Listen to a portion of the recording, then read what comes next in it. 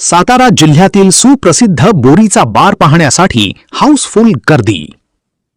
महाराष्ट्रामध्ये सातारा जिल्ह्यातील सुप्रसिद्ध बोरी गावामध्ये नागपंचमीच्या दुसऱ्या दिवशी बोरी आणि सुखेड व बोरी गावच्या महिलांचा शिव्यांच्या भडीमारात दुपारी 12च्या सुमारामध्ये बोरीचा बार भरला जातो। या अनोख्या परंपरेला सातारा जिल्ह्यातील ग्रामस्थ, महिला, पुरुष पाहण्यासाठी आवर्जून या ठिकाणी येतात। लोणंद पोलीस ठाण्याचे सपोनी शिवाजी जाईपत्रे यांच्या मार्गदर्शनाखाली पोलीस चौक बंदोबस्त होता।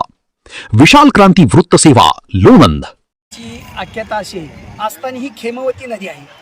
हे हरेश्वराच्या पायथ्याशी उगम पावलेली खेमवती ती नीरा नदीला उगम पावते। या नदीच्या काठाला पहिला एक पूर आला होता। या पुरात दोन्हीकडेच्या महिला धुणं धुवत असताना, दायगुड्याच्या महिला सुकेड आणि बोरी या गावच्या महिला धुणं धुवत असताना थोडा वादविवाद झाला आणि त्या तिथं मरण पावल्या।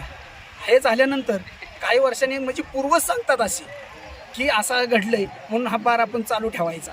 तर ह्या नंतर बंद केला होता बार। बंद केल्यानंतर दोन्ही गावच्या महिला कुठं आपत्ती गावं यायला लागली थोडी।